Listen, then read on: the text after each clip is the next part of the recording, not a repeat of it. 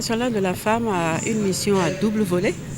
Le premier volet, c'est celui de la promotion du leadership de la femme dans tous les domaines, dans la sphère publique comme dans la sphère privée et dans les différents domaines en matière politique, en matière, on va dire, de matière sociale, en matière culturelle, dans toutes les matières en tout cas. Et le second volet, qui est un volet très important aussi, c'est celui de la lutte contre toutes les formes de discrimination et de violence à l'égard de la femme et de la fille. Donc voilà les missions que qui nous ont été confiées.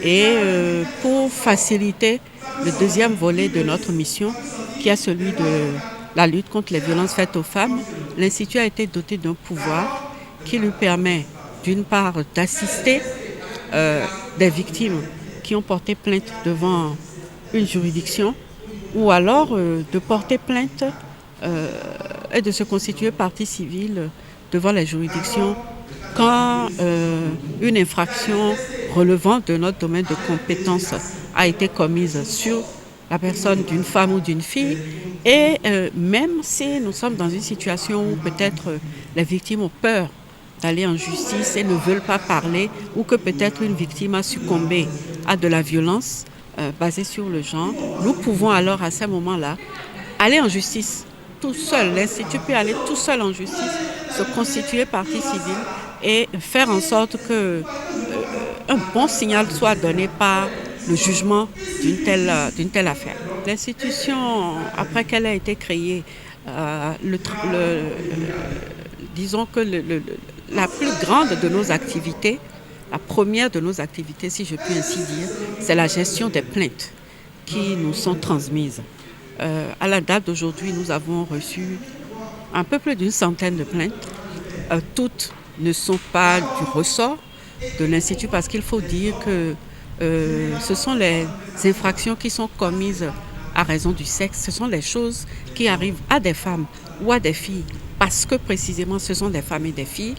Ce sont de ces choses-là au sujet de ces choses-là que nous sommes compétents sur les situations classiques de viol, de toutes les formes de violence sexuelle à l'égard de la femme et de la fille, mais aussi de certaines questions délicates, comme je vais donner un exemple, le fait d'écarter une femme d'une succession, par exemple, et de dire qu'elle n'a pas le droit d'hériter. Ça, c'est des situations dont nous nous occupons. Nous ne sommes pas compétents pour les affaires de divorce ou les affaires de garde d'enfants. Ça, ce n'est pas de notre compétence. Mais tout ce qui a un caractère de violence patrimoniale à l'égard de la femme, une difficulté d'accéder à la terre, ou alors une discrimination au niveau de l'emploi, ou peut-être elle exerce les mêmes fonctions qu'un homme, mais gagne moins que cet homme.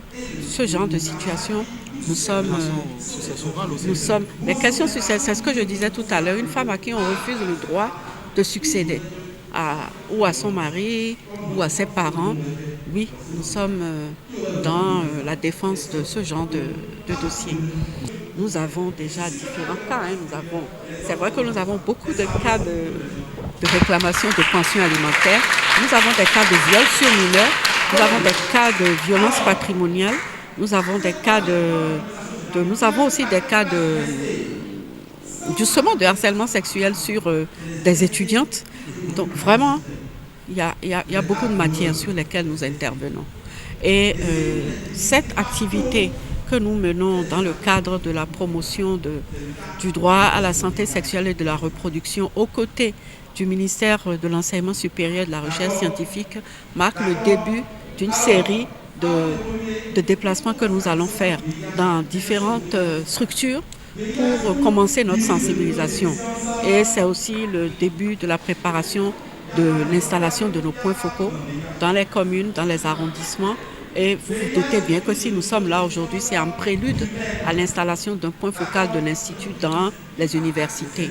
Nous allons commencer par les universités publiques et les universités privées aussi vont emboîter le pas.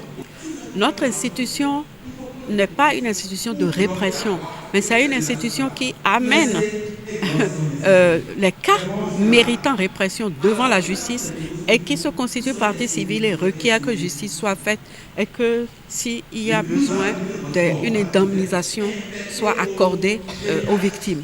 Il y a un, une grande, un devoir que nous avons, c'est de faire connaître la loi. Parce que depuis le 20 décembre 2021, il y a la loi portant mesures spécifiques de protection pour les femmes et réprimant les infractions commises à raison du sexe. Et dans cette nouvelle loi, le harcèlement sexuel a été défini, gardé sa définition, mais une définition dont les conditions ou les circonstances aggravantes ont été élargies à un certain nombre de personnes. On savait déjà que quand on est dans une situation de subordination, ça vous met en état de vulnérabilité. Mais la loi vise spécifiquement, par exemple, les enseignants ou les formateurs et leurs apprenants. Et la loi a créé une nouvelle infraction, si je puis ainsi dire, qui est assimilée au harcèlement sexuel.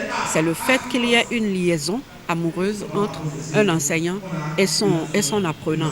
Parce qu'on estime que les enseignants sont des éducateurs, les enseignants sont le prolongement des parents à l'université. Ils ont la charge non seulement d'enseigner le savoir aux étudiants, mais ils ont aussi la charge de leur enseigner des valeurs, de leur enseigner des valeurs morales, de leur enseigner des principes moraux.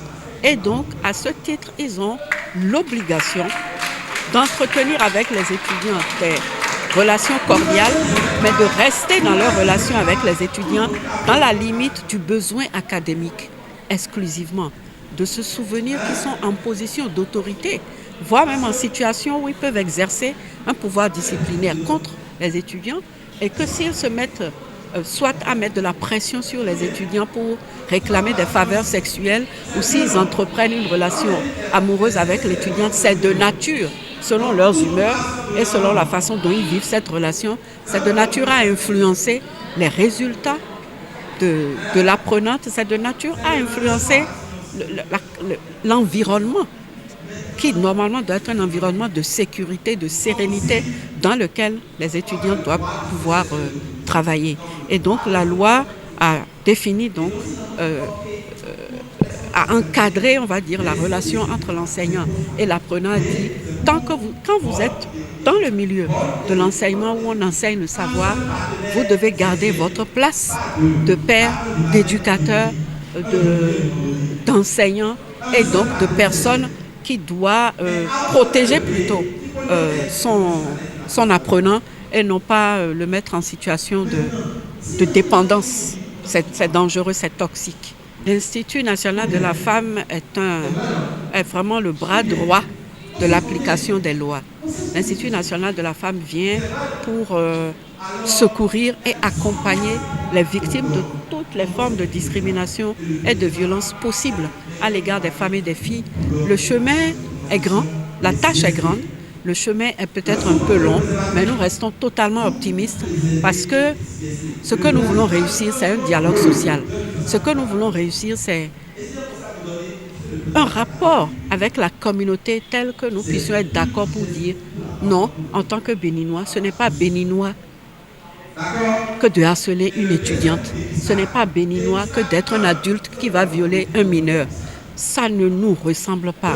Et nous irons jusqu'à creuser dans nos traditions, dans nos coutumes, dans ce